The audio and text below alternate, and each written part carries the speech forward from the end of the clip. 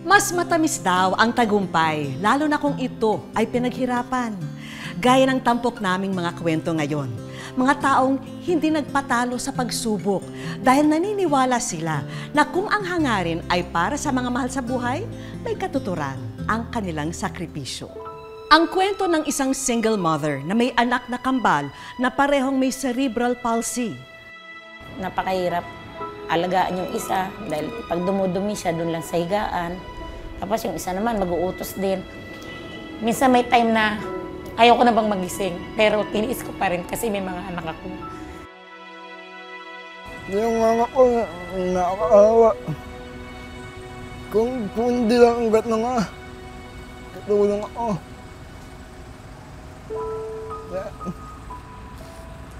Nga, kapaya. At ang storya ni Erica Imbang na nakilala ngayon sa social media at hatid ay saya at katatawanan sa mga netizen. Hello, good morning! Ako si Daniela! Hello, good morning! Hello, good morning! Welcome to Pandanon! Hello, good morning! Erica Imbang! Hello, good morning! Magandang hapon po mga kapuso, ito po ang Wish Ko Lang.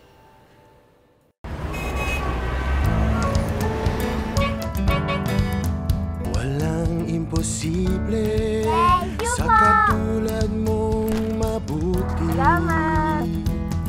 Kaya mong makamtan ang gusto basta't ika'y may pusong totoo. Salamat!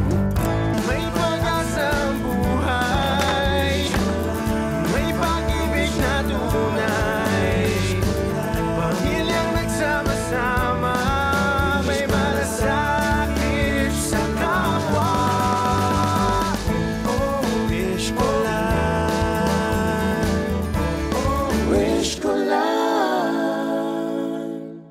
Dear Wish Ko Lang, sana po ay matulungan niyo ang mama ko.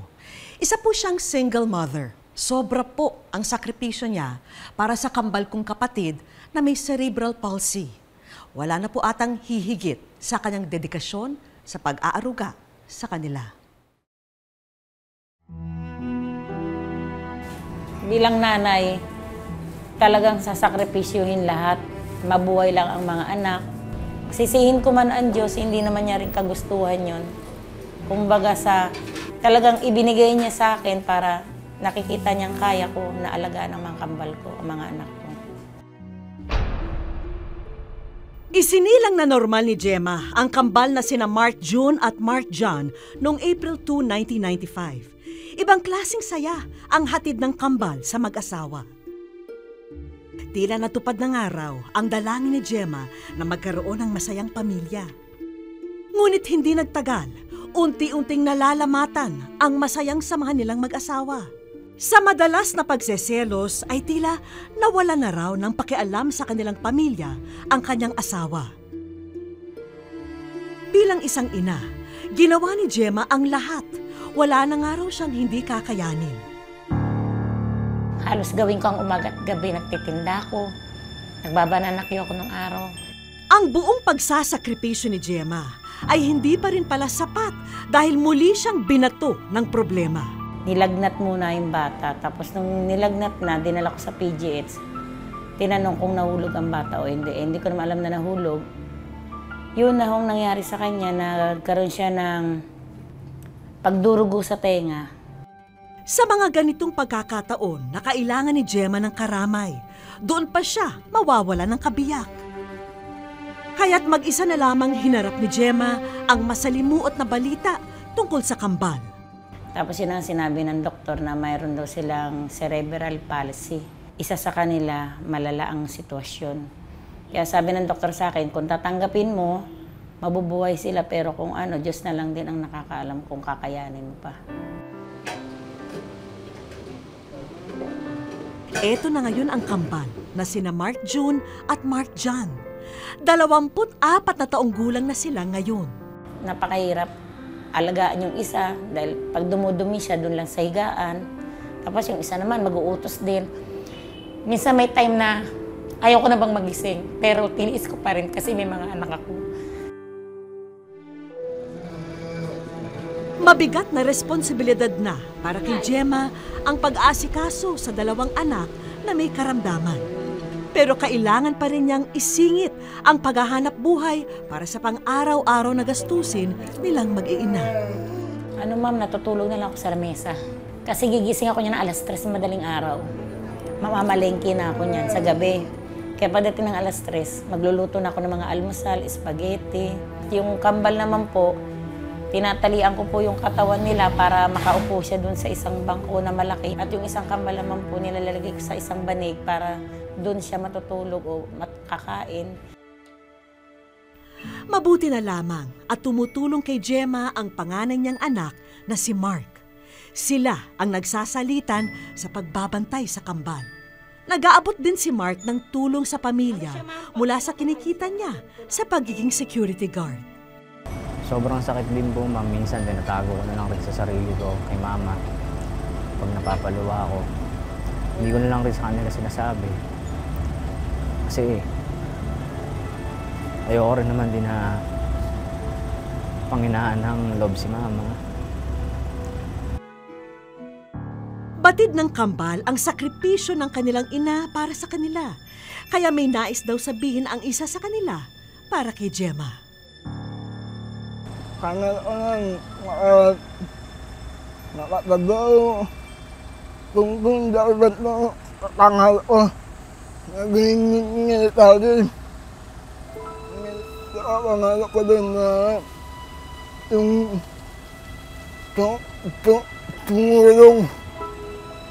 tumulong ng nagulang ko. Yung mga ko, nakakaawa.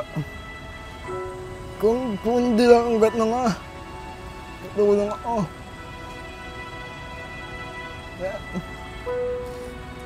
Nangangalit ka kayo. Nangangalit na lang ko ba? Nag-aaral ka,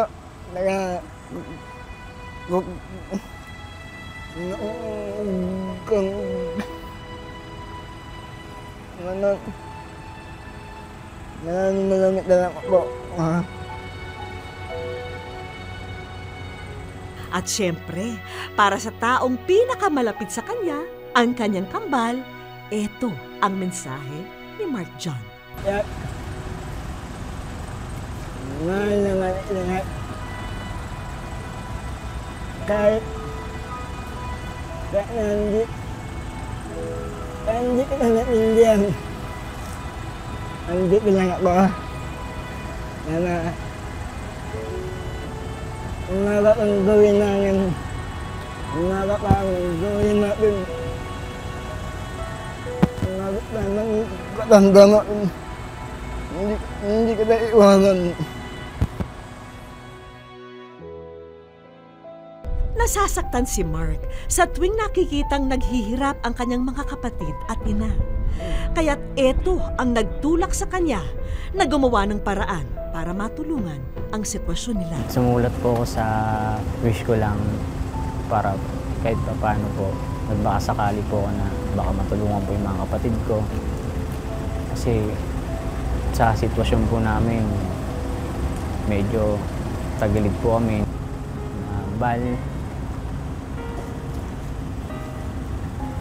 Hanggat nababuhay kami mga kapatid mo, si mama, nandito kami sa inyo para alalayan talagaan kayo. Hindi man na maibigay yung gusto nyo, pero nandito kami para sa inyo para alagaan kayo. Nandito po tayo ngayon sa isang pasyalan sa Maynila at hinihintay na lang po natin ang pagdating ni na Mark June at Mark John at ang kanilang ina. At eto, nakaredy na po itong mga wheelchair na ibibigay natin sa kanila para maayos silang makapamasyal sa mga attraction dito. Tara! Para makasa ang aming sorpresa, inaya namin na mamasyal ang pamilya. Habang umiikot ang mag-iina. Hello, Mark John! Hi, Nanay Gemma at ikaw si Kuya. Wish ko lang. Para makasa ang aming sorpresa, inaya namin na mamasyal ang pamilya. Habang umiikot ang mag-iina, hello, Mark John! Hi, Nanay Gemma! At ikaw si Kamusta Kuya. po? At ito si Mark June. Happy ate si Mark June ngayon. Welcome. Bilis naman. Kayo ay nasa wish ko lang. Opo nga po, nagulat po. Hi, kamusta? Enjoy ka ba rito? Ha? Bakit na? Bakit kayo naiyak? Ano ma'am, malalang natawaran po siguro. Bago mamasyal ang kambal, ilalabas na namin ang una naming regalo. Mabigat ba? Opo ma'am, mabigat po yun. Sobra, training po na kasi. Naku kaya nga meron tayong wheelchair para sa kanila. Para sa inyo na ito, para makapamasyal kayo. Halika.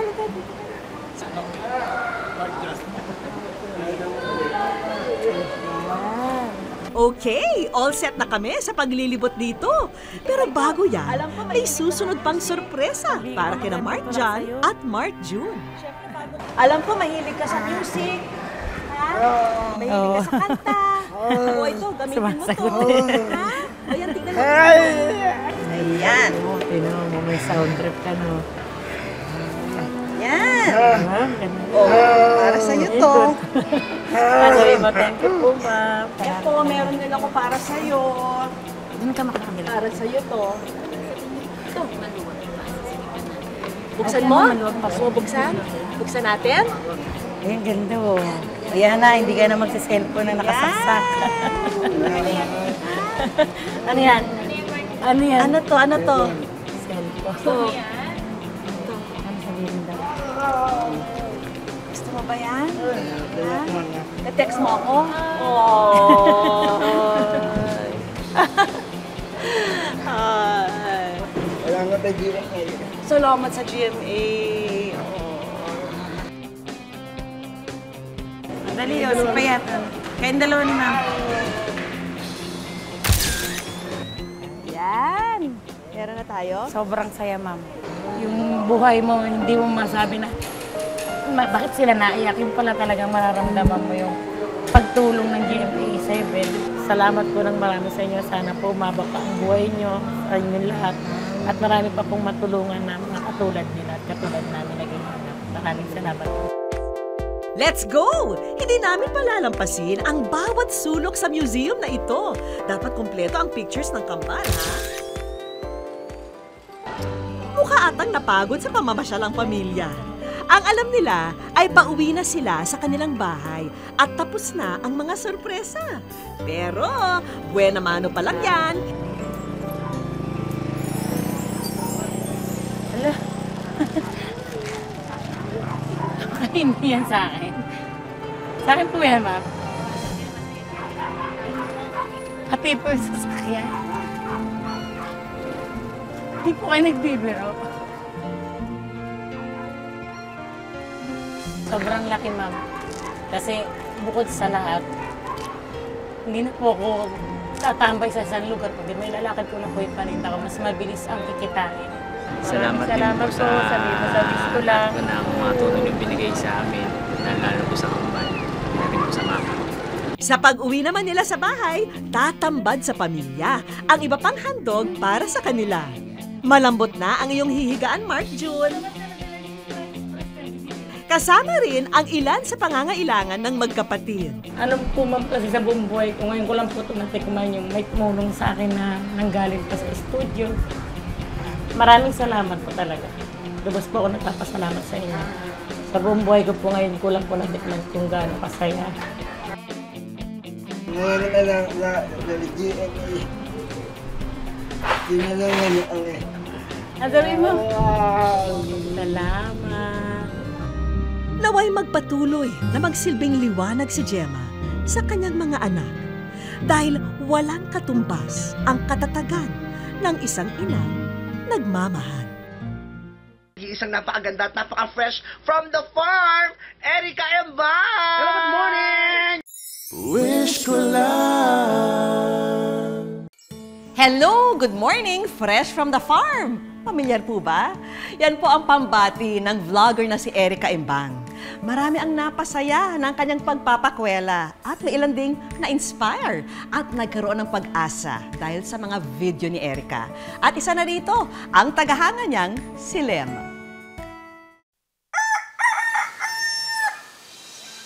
Hello, good morning. Ako si Daniela. Morning. Hello, good morning! Hello, good morning! Hello, good morning. Magigising at tiyak na matatawa raw kayo kapag napanood siya. Hello, good morning. Ako ang reyna ng mga ahas dito na nagmula sa Jurassic. Tubong Negros Occidental, ngayon, ang mundo ng social media ay kinarirna niya. Kita mo to, ha? Hashtag fresh from the farm na nga raw siya. Ang nag-iisang Erica Embang. Pwede mong ano to sa mga kalaban mo, mga chismosa, ihampas mo to sa mukha yun, ha? Ang mga video ni Erica, hindi lang daw puro pakwela. Dahil para sa iba, inspirasyon ang hatid nito. Napakaganda at napaka-fresh from the farm, Erica Embang! Hello, good morning. Kagaya ng komentong ito na nakita namin sa isang video post ni Erica sa Facebook. Sino ang nasa likod ng komentong ito? At bakit nga ba niya naging idolo si Erica Embang? Masipag at mapagmahal na anak. Ganito inilarawan ng kanyang ina ang anak na si Lemuel Balagat.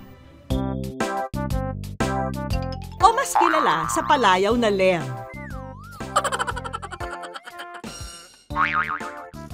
Mabait siya, masipag siya. Tsaka marunong siyang makisama sa mga kaibigan niya.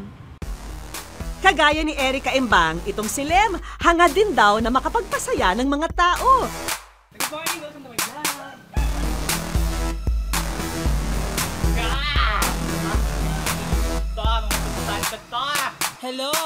Kaya't sinimulan na rin niya ngayong taon ang pagva-vlog o video vlogging.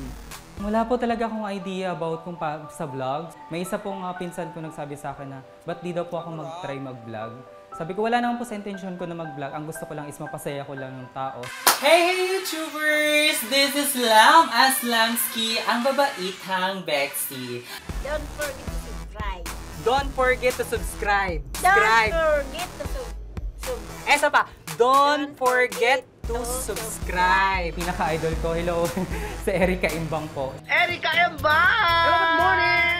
Nagkaroon po ako ng idea and inspiration and na-motivate po ko sa kanya kung paano po maging totoo sa sarili at ipinakita niya kahit sa sobrang ang dami niya na pong pinagdadaanan sa buhay na ipinapakita niya pa rin na masaya siya. Araw-araw, walang lumipas na oras na hindi raw nakatutok si Lem sa mga vlog ni Erica. Inspired po ako sa kanya. Gusto ko po talaga makita na yun po, sa Ekang po. Bunso sa 6 na magkakapatid itong si Lem. At dahil na nga sa problema nilang pinansyal, hindi nakapagtapos ng kolehiyo ang kanyang mga kapatid. Pero lumaking punong-puno ng pangarap at pagpupursige itong si Lem. Kaya lumuwas siya ng Maynila mag-isa para makipagsapalaran at matupad ang pangarap na makapagtapos ng pag-aaral. Ako po yung nag-decide na sabi ko, hindi po pwede sa pamilya namin na wala makakapagtapos. Dahil din rin po sa mga kutsa ng ibang pamilya namin. Ma, magpapahis po ba kayo, ma? Yes. Ano ahis po ba gusto nila? Pang celebrity, pang ibo, pang kasal, mga gano'n? Pagdating sa Maynila, naging hairstylist. Hi ma'am, sir, try po yung bagong offer ko. Promodizer. At freelance model si Lem. Dahil na nga sa pagsusumikap na ito, nakamit niya ang inaasam na pangarap. Ang makatuntong sa entablado at tumanggap ng diploma. Pero hindi lang pala ang kagustuhang makapag-aral at makapagtapos ang dahilan kung bakit nagdesisyong lumayo si Lem sa kanyang pamilya. Alam kong malungkot sa tatay ko yung desisyon na pag-alis ko, pero kailangan ko itong gawin para sa pamilya ko. Kasi sobrang hirap sa akin yung ganun sa part na bilang isang anak na parang magkakaroon ako ng unfairness sa sarili ko na bakit ganun. Hindi ako kayang suportahan ng buo ng tatay ko. Masyadong ilang si Papa sa akin. So si Mama lang yung parang lagi kong sinasandalan kapag may problema ako. Siya lang yung lagi na pagsasabihan ko. Si Papa parang limited ako kasi hindi ko siya ma-feel as a father. Pero nagbago rin ang ihip ng hangin nung napatunayan ni Lem na hindi kasarian ang batayan ng isang disente at mabuting tao. Sabi ko nga po, hindi ako uuwi na hindi ako makapagtapos dahil papakita ko sa Papa ko na kaya ko. kung hindi man nagawa ng mga kapatid ko, ako kaya kong gawin sa sarili ko. So pinatunayan ko po yun. Niyakap ako ng sobrang higpit ni Papa. Saludo kami sa kagaya mo, Lem. Kaya naman deserve mo ang isang magandang hello, good morning mula sa amin. Wish ko lang. Hi po. Ang buong pag-aakala ni Lem, kukuhanan lang namin siya ng reaksyon sa isang bagong vlog ng idolo niyang si Erica Imbang. Pero ito ang bumungad sa kanya. Hello, good morning! My name is Erica Imbang. Pauwi na po ako ng Bacolod. Siyempre, bago ako umuwi, shoutout pala dyan sa kay Limuel Balagat ng Taytay Rizal, no? Alam mo ba, Limuel, sinashoutout kita dahil ikaw ngayon ay nasa wish ko lang. Dahil matupad ng iyong wish. My name is Erica Imbang. I love you. God bless you always. No? Maraming salamat po kay Madam Becky Morales. Tama ang narinig mo, Lem. Ikaw ay nasa wish ko lang. Hindi ko ina-expect po to. Sobrang... Hindi ko kinakabahan ako kanina kasi hindi ko po alam kung ano mangyayari. So, nasa wish ko lang pala ako.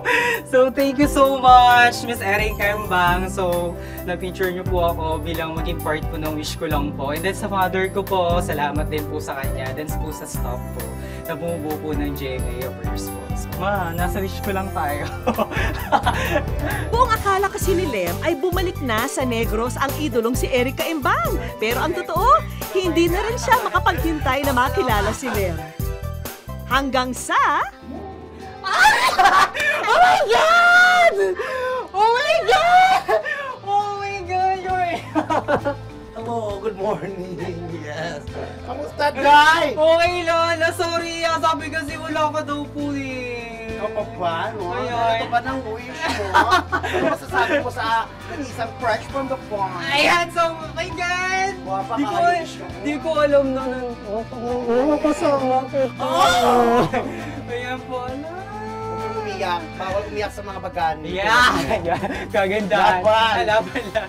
So yun po, thank you so much po. Shout out pala dyan. Ako si Erica Imbang. No, nakita na kami ng kaibigan ko nung natupad yung pangarap niya. Wish ko lang. No? Uwi na sana ako ng Bacolod, so hindi natuloy kasi kailangan natin pasayahin yung mga taong gustong maging masaya. Tulad ko rin nung walang pag-asa, nagkapag-asa. So, salamat po tayo. Dahil dyan, dahil bigyan kita ng ng sugar. Yan na muna kasi hindi pa masyado mayaman yung lola mo. Mayroon ka na bang YouTube channel? Well, actually po mayroon po. So kagagawa ko lang po last August because po sa inyo, dahil po sa inyo. Yes, ganyan talaga yan, no? Ako wala na ako dati channel, pero nagkaroon po ako ng channel doon. Dati kasi napagamalan ako snatcher, so ngayon masabi ko talagang mabuhay, no? Hello, good morning, pagkagising, panalangin, may pag-asa. Ito talaga yung bahay namin, oy! Kala siguro hindi mamayaman ako to.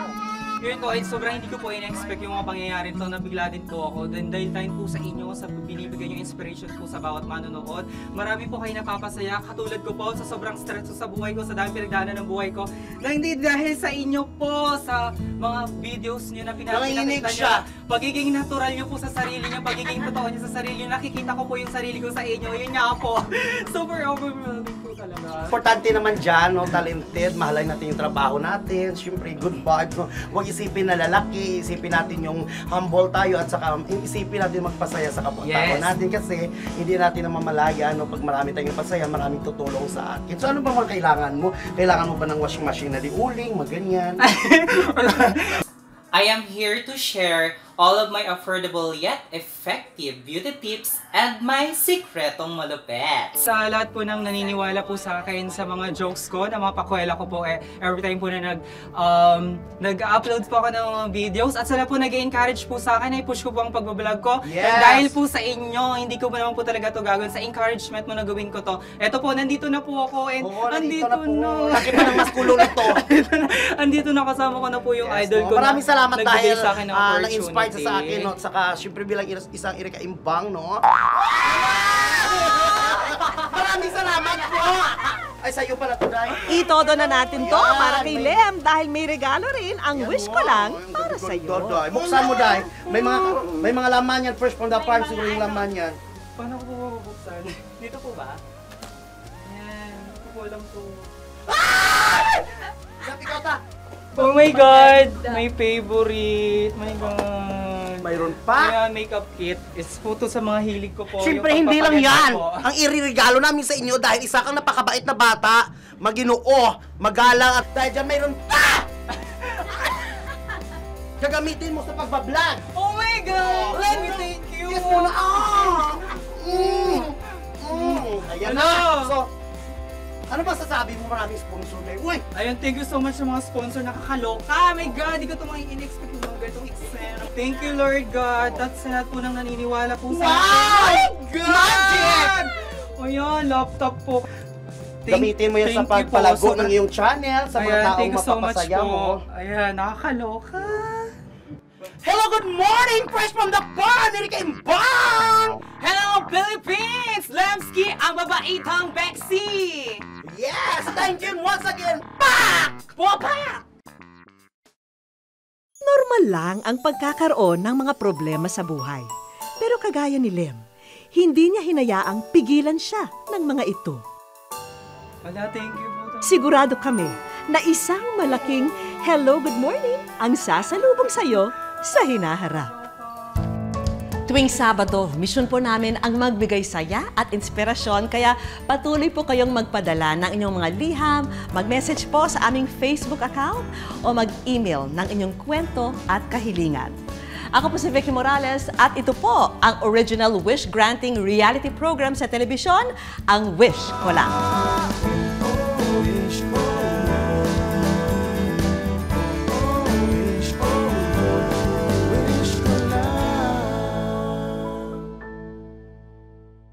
Mama!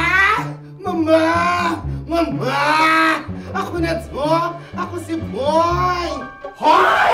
Ano ba ginagawa mo dito? Kanina pa kita narinig, ginagaya mo ko. Sinong impostor? Ako o ikaw? Abay, mama ka pa dyan? Baklang to?